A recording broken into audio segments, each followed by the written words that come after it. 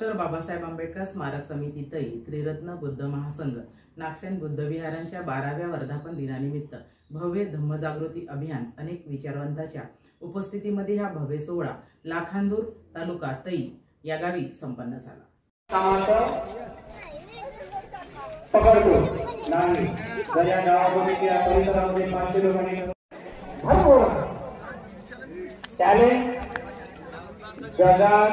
कुठेही जेवढं टॅलेंट नाही तेवढं टॅलेंट आहे तथागत बुद्धापासून तर विश्वस्त डॉक्टर बाबासाहेब आंबेडकरांपर्यंत सम्राट असो शिवाजी महाराज सारा मागे आहो टॅलेंट पण तो टॅलेंट कुठं वापरायला पाहिजे ह्या चारही ते पारंगत होण्यासाठी आम्ही कुठं वापरला मराठीला अजिबात राजकारण सांगतच नाही। राजकारण चांगले असेल तर कमीत कमी 5-50 आमदार राहिले तर आपले राजकारण नाही समजलंच नाही का? कारण समजा तुम्हाला तुमच्या कुटुंबाला तुमच्या समाजाला आणि देशाला सुद्धा सुखी करण्यासाठीचं शास्त्र आहे अर्थशास्त्र। याच्यात पारंगत व्हायला पाहिजे की नाही? पहिले आज इथं सगळ्यात अगोदर काय करावं लागलं सर तुम्हाला? खर्च किती येते ते पहिले बघावं लागलं सरांना आणि तो कुठून जमा होते ते बघावं लागलं तेव्हाच कार्यक्रम कोणी स्वीकारलं बाबासाहेबांचं अर्थशास्त्र तर अमेरिके का प्रगती करत आहे। 1954 सामाजिक आणि आर्थिक समता। आता आर्थिक समता कसं येईल त्याचं शोधून काढलं, त्याचं इम्प्लिमेंट करलं सरकारने, त्या देशामध्ये कानून बनवलं आणि विद्यापीठातून पीजीचं एज्युकेशन दिलं। तेव्हा कुठंही अमेरिकेची प्रगती झाली। अमेरिकेची प्रगती पाहून जगातल्या 125 देशांनी स्वीकारलं, जपान पासून तर कॅनडा, साऱ्या जगातल्या 125 देशांनी स्वीकारलं। जगाच्या पाठीवर भारत असा देश आहे एक की ज्याने बाबासाहेबांचं तो अर्थशास्त्र स्वीकारलं नाही, कानून बनवलं नाही, ना विद्यापीठातून एज्युकेशन दिलं।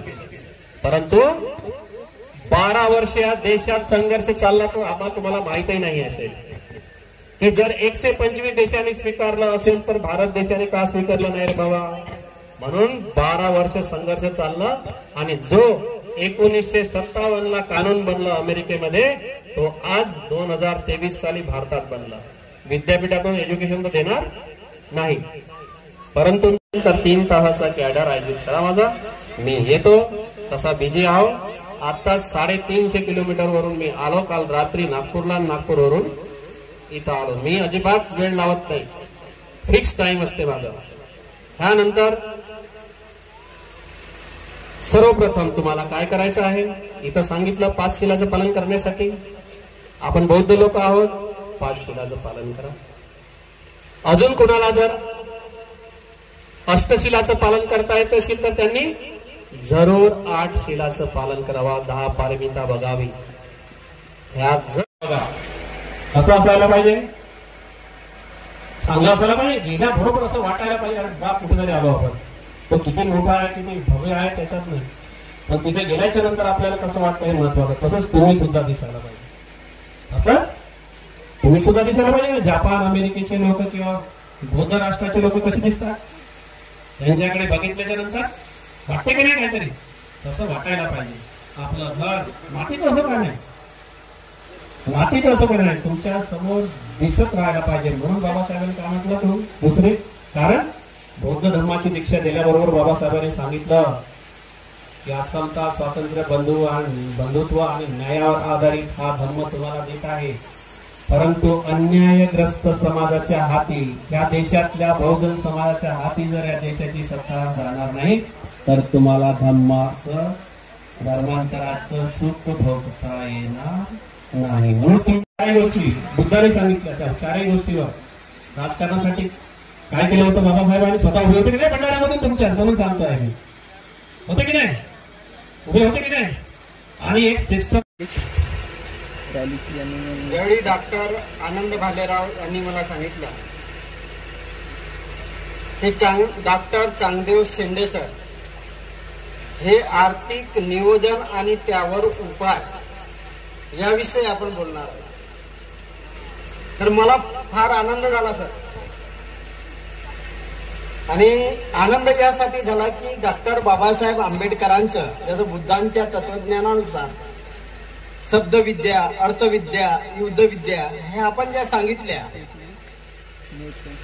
तर मी तुम्हाला प्रश्न नाही करत सर, पण मला तुमच्याकडून ही अपेक्षा होती आणि आहे सर आता आजच्या घडीला की आपण या सरांना अजून 5 मिनिटं देऊ. कशासाठी देऊ की डॉक्टर बाबासाहेब आंबेडकरांचं आर्थिक नियोजन आणि त्यावर असलेला उपाय हा माझ्या खेड्यापाड्यातील बांधवांनी आपल्या जीवनामध्ये कशा पद्धतीने उपयोगात आणला पाहिजे, यावर जर सर आपण 2 शब्द बोलले तर मला अतिशय अजून आनंद होईल. आणि मला आशा आहे की सर नक्कीच आपल्या लोकांसाठी, इथं बसलेल्यांसाठी 5 मिनिटांमध्ये की आपला 1 रुपया आपण कसं खर्च केला पाहिजे. जसं बाबासाहेबांनी म्हटलं की प्रॉब्लेम अपुरती, आपला 1 रुपया कसा खर्च केला पाहिजे, कुठे गेला पाहिजे आणि त्याच्यातून किती शिल्लक राहिला पाहिजे. तर मला सरांना विनंती आहे की आपल्या खेड्यातील बांधव हा 300 रुपये, 150 रुपये, 200 रुपये जे काही असेल ते, मला असा अनुभव येतो सर की कधी कधी मी शिबिर ठेवतो त्या दिवशी 150 रुपयासाठी जातो, पण शिबिराला जात नाही. तर मला सामान्य आणि व्यक्तिगत व्यवहारिक दृष्टिकोनातून हे जे बांधव आहेत, इथं सुशिक्षित पण आहेत, ऑफिसर पण आहेत, नाही असं नाही, या ठिकाणी डेप्युटी सीओ सारखे लोक आहेत, या ठिकाणी ज्येष्ठ सिनियर बीडीओ पण आहेत, प्राध्यापक आहेत, अनेक लोक आहेत. तरी पण या बांधवासाठी सर 5 मिनिटं डॉक्टर बाबासाहेब आंबेडकरांचा हा 1 रुपया कशा पद्धतीने खर्च केल्यानंतर आपली आर्थिक स्वावलंबता, ज्याला इंडिपेंडन्स म्हणू आपण, इकॉनॉमिक इंडिपेंडन्स कसं तयार करता येईल, जर हे सांगितलं सर तर मला खूप चांगलं वाटेल. धन्यवाद. आणि ते परवडत पण नाही. 2 गोष्टी केल्या ह्या देशामध्ये, एक तुमचं डोकं बंजर केलं आणि एक काय केली, शेती बंजर केली. काय केलं? डोकं बंजर केला. ज्यांना ह्या देशात राज्य करायचं आहे, ज्यांना या देशावर अधिपत्य गाजवायचं आहे, त्या लोकांनी षड्यंत्र कोणासाठी, ह्या देशातल्या राहणाऱ्या बहुसंख्य समाजासाठी, ज्याला बहुजन समाज म्हणतो, SC ST OBC धार्मिक अपस्पृश्य, तुमची काय केली, शेती बंजर. कारण भारत देश हा काय होता, कृषी प्रधान देश होता. बहुसंख्य लोक म्हणजे 80% लोक शेती करत होते. महार एकही लोक जे आज बौद्ध आहेत ते शेती करत नव्हते. मग कोण करत होते? मोठ्या प्रमाणात OBC आदिवासी लोक शेती करत होते. नंबर 1. आता शेती हा पर्याय कोणाला म्हणाल तर तो. आणि नोकरीची काय अवस्था आहे सरांना माहित आहे का? काय करतायत? कारण नोकरी देणं कोणा, सरपंच 10-12 नोट एकत्र कधी पाहिल्या नाही, गरीब आहेत बिचारे, याचाच तर फायदा केला, हाच नेमका फायदा झाला यांचा. आणि ह्या गोष्टी जर तुम्हाला समजल्या तर खरोखरच ज्या माणसाने जेलात गेला तो माणूस ह्या सिस्टम साठी असंख्य सहन केलं त्यानं काही बी, आणि 0 पासून निर्मिती केली आणि पूर्ण भारतभर तो ट्रेनिंग देत आहे आता या सिस्टमची. आणि त्याच्यात मी सुद्धा एक हिस्सा, मतलब मी सुद्धा हिस्सा बनतोय. मी माझ्या समाजासाठी, मलाही गरज आहे माझ्या समाजाला, म्हणून तुम्हाला सांगतोय हे सिस्टम 100% फार महत्वाची आहे, फार चांगली आहे. आतापर्यंत रोखून धरले. आणि कारण या देशाची चातुर्वर्ण व्यवस्था काय आहे, का रोखले यांनी? या देशाची चातुर्वर्ण व्यवस्था कारणीभूत आहे. जो कानून 1957 ला अमेरिकेत बनला तो आता 2023 लागलं या भारतामध्ये. 12-13 वर्ष काय करावं लागलं? संघर्ष, धरणं, आंदोलन, लाखो लोक एकत्र बसले. तेव्हा कुठं झालं? म्हणून मित्रांनो, सगळ्यात पहिले आहे म्हणूनच मी सांगितलं ना, या सर्व संत महापुरुषांनी कशासाठी संघर्ष केला? आमच्या जीवनमानात पूर्ण सुधारणा, समग्र क्रांती घडून यावी. अल्पसंख्याक लोक जसे जीवन जगतात तसे आमच्या वाट्याला जीवन यावं. आणि संविधानात तरतूद आहे, फार फास्ट व्हायला पाहिजे एकदम. आणि हे कोणाला दिलं? कोणाच्या हातात आहे? हे सरकारच्या हातात आहे. म्हणून त्यांनी लांबवलं का? कारण जर त्यांनी ह्या सिस्टमला 1957, 58 किंवा 60, 70 मध्ये दिलं असतं तर आम्ही बरोबरी करायला लागलो असतो. यांच्या चातुर्वर्ण व्यवस्थेला काय लागला असता? धक्का लागला असता. म्हणून या सिस्टमला रोखून जर आढावा जर आपण घेतला तर इथं बसलेल्या प्रत्येक व्यक्तींना, प्रत्येक महिलांना, तुम्हा सकट आणि आम्हा सकट सर्वांना स्वाभिमान वाटेल. ही जी व्यक्ती आहे ज्यांचा सत्कार केला आपण, ती आपल्या शेजारचीच आहे. तावशिया त्यांचं गाव आहे. नवरा रेल्वेमध्ये पुण्याला गेलेत, पण इथं असताना थोडी डेरिंगबाज होती बाई. सायकलवर पलांदूरला जायचं. त्यांच्या माहेरचं नाव आहे रामटेके. आता जे जयंत रामटेके बोलले ना, ते रामटेके पुण्याला गेलेत. मुलगी शिकवली, मुली शिकल्यात, गरिबीत परिस्थिती काढली. 10 बायच्या 10 रूम पण नसेल रेल्वेच्या क्वार्टरमध्ये. मी त्यांच्या भेटीला गेलो होतो. त्यावेळी छोटंसं रूम आणि राहणाऱ्याची संख्या जवळजवळ 4-5 होती. मी पण थांबलो तिथे एक दिवस. आणि तेव्हापासून त्यांच्याकडे मी बघितल्यानंतर असं लक्षात आलं की चूल आणि मूल हा जो तत्व आहे तो त्यांनी सोडलेला आहे, पूर्ण त्याग केलेला आहे, विजय मिळवलेला. आणि आज त्यांच्याकडे जर बघतो तर त्यांचं आम्ही भारतीय चॅनल तुम्ही ऐकून बघा.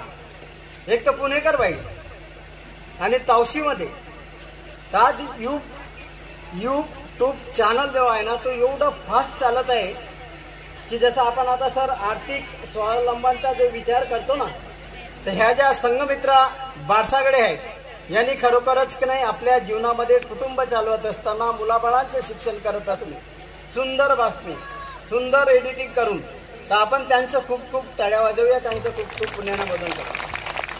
तर आपण सुद्धा प्रगती करू शकतो. त्याला अट आहे ना वयाची, संसार वगैरे वगैरे वगैरे, त्याची अट नाही. जे जिद्दी असतील, आत्मविश्वासी असतील आणि ज्यांना पुढे जायचं का नाही त्यांच्या मनामध्ये असेल तर ते नक्कीच जाऊ शकतात. तर ते जे आदर्श उदाहरण आहे हे आमच्या आयुष्यमती संघमित्रा बारसागडे म्हणजे आमच्या वहिनी हां आणि यांच्या ताई. तर यांचं आपण का नाही खरोखर कौतुक करूया. यासाठीच मी इथं 2 मिनिटं घेतलं, त्याबद्दल तुमचं माफी मागतो आणि त्यांचं खूप पुण्यानं मदत करतो. तर आपण सगळं मिळून त्यांचं जोरात टाळ्या वाजवूया. शाळेत आला आणि मला म्हणाला की पाहिजो घरी उद्यापासून नको येजो. मी म्हणलं काऊन रे, काय झालं? काही नाही म्हणे, बा म्हणत होता म्हणे का ते उच्चवर्णीय आहे, आपण अस्पृश्य आहो, आपल्या घरी ते जर आले तर गावातले लोक आपल्याला मारतील. मला त्याचे शब्द काही समजले नाही, कारण 3ऱ्या वर्गाचं वय होतं. पण जेव्हा मी मोठा होत गेलो, कॉलेजला गेलो, तेव्हा समजलं जात कशाला म्हणतात. तोपर्यंत जात कधी समजली नाही, कारण तुकडोजी महाराज घरात होता, तो विचार होता. समाजात कुठलाही भगवी टोपी घालून दिसलेला माणूस किंवा कुठलाही वयोवृद्ध माणूस, कारण मी ते लहानपण पाहिलं होतं की एखादा टार्गेट पोरगा गावात सिगरेट आणि बिडी जर पित असेल आणि समोरून कुठल्याही समाजातला वयोवृद्ध माणूस जर त्याला दिसला, म्हणजे जाती व्यवस्था असून सुद्धा तेव्हा सन्मान मात्र मोठा होता. तो बिडी आणि सिगरेट हातातल्या हातात चुरगळून टाकायचा, तो कधी त्याच्यासमोर पित नव्हता. आणि आता आम्ही इतके शिक्षित झालो, इतकं सुशिक्षित झालो की पंचशील आमच्या रक्तात इतका भिनून गेला की बाप आणि मुलगा एकाच प्याल्यात दारू प्यायला लागला, तेव्हा कुठंतरी आमचं पंचशील धोक्यात आल्यासारखं वाटायला लागलं. आणि मग मी जेव्हा विचार केला की तुकडोजी महाराजांच्या साहित्याचा अभ्यास करताना एक लक्षात आलं की तुकडोजी महाराज जपानमध्ये गेले होते. मराठी 4ही वर्ग न शिकलेला माणूस, त्या ठिकाणी विश्वधर्म आणि विश्वशांती परिषद होती. 1955ची गोष्ट आहे. 56च्या आधी या विदर्भामध्ये कशा प्रकारचं वातावरण निर्मिती करण्यामध्ये गाडगेबाबा आणि तुकडोजी महाराजांचं कसं योगदान आहे मी तुम्हाला सांगतोय. खूप जास्त बोलत नाही. त्यावेळेस तुकडोजी महाराजांना पंडित जवाहरलाल नेहरूंनी एका शिष्टमंडळासोबत पाठवलं. त्या ठिकाणी तुकडोजी महाराजांच्या भजनांनी वगैरे ते कार्यक्रम कॉन्फरन्सची सुरुवात झाली. अनायुक्य नावाची बुद्धिस्ट संस्था होती, त्यांनी त्या ठिकाणी तो कार्यक्रम घेतला होता. पण त्याच्यात अनेक धर्माचे धर्मगुरू होते. विश्वशांती विश्वधर्म परिषद होती. आणि मुद्दा असा होता की एक प्रस्ताव त्या ठिकाणी पंडित जवाहरलाल नेहरूंनी पाठवला होता की विश्वामध्ये जगामध्ये भगवान बुद्धाच्या पंचशिलांनी शांती प्रस्थापित होऊ शकते. तो प्रस्ताव एका व्यक्तीने ठेवला, त्याचं नाव होतं आचार्य. त्यांनी कोणाशी चर्चा नाही केली. तुकडोजी महाराज मेरी जपान यात्रा पुस्तकात लिहितात की तो जर प्रस्ताव आधी मला त्यांनी सांगितला असता तर मी एक अशी वातावरण निर्मिती केली असती माझ्या बोलण्यामधून. एक हिंदी मराठी समजणारे तुकडोजी महाराज दुभाषीच्या माध्यमातून बोलायचे आणि त्या ठिकाणी खूप वाद झाले. आणि जेव्हा त्या सभेच्या अध्यक्षाने तुकडोजी महाराजांकडे बोट दाखवलं की भारत से आए हुए तुकडोजी महाराज इस पर बात करेंगे, तुकडोजी महाराज उभे झाले आणि त्यांनी पंचशिलाच्या एका एका शिलावर चर्चा केली. जी चर्चा या ठिकाणी आपण सगळ्यांनी ऐकली.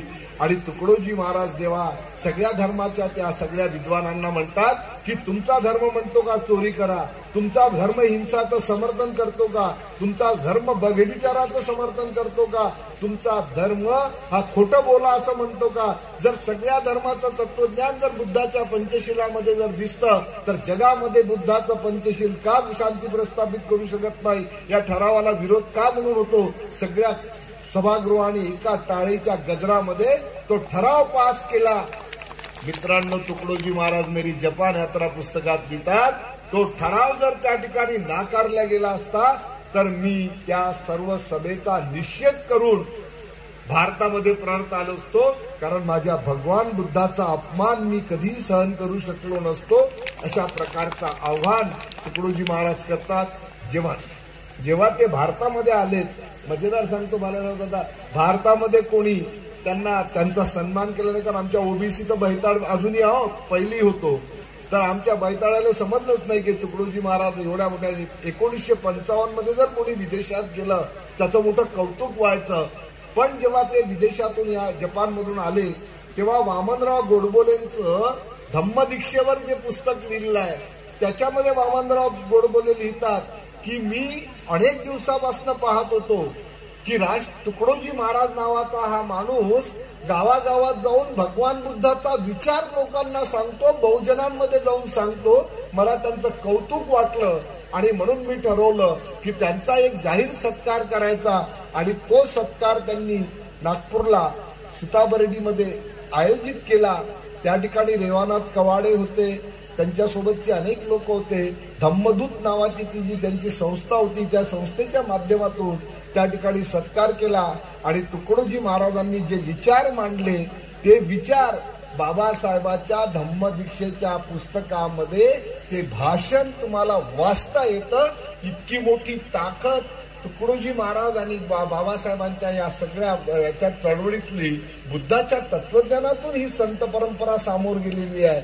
आणि म्हणून गाडगेबाबा आणि तुकडोजी महाराजांच्या विदर्भावर जो प्रभाव होता आणि म्हणून त्या काळातल्या धर्मांतराला जो विरोध करण्याचा प्रयत्न अनेक गटातटांनी केला असतील तो फेल जो झाला याचं कारण फक्त तुकडोजी महाराज आणि गाडगेबाबा या विदर्भामध्ये बाबासाहेबांच्या धर्मांतराच्या पाठीशी खंबीरतेने उभे होते. त्यांनी खंबीरतेने तो विचार समाजामध्ये पोहोचवला.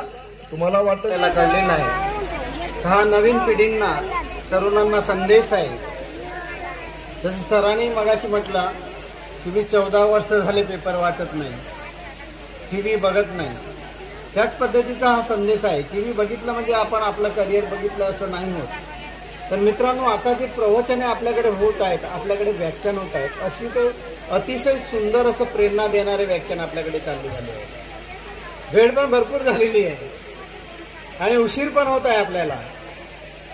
आता तुमचा अंत पाहावा असं आम्हाला वाटत नाही, पण कार्यक्रमाच्या नियोजनामध्ये कमीत कमी आपण 6 वाजेपर्यंत या ठिकाणी थांबत असतो आणि आपला कार्यक्रम हा 1 वाजता सुरू झाला.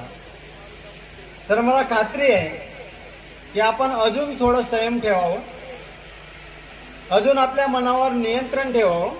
कारण आपल्याला जी काही मिळत आहे ना आपल्या जीवनात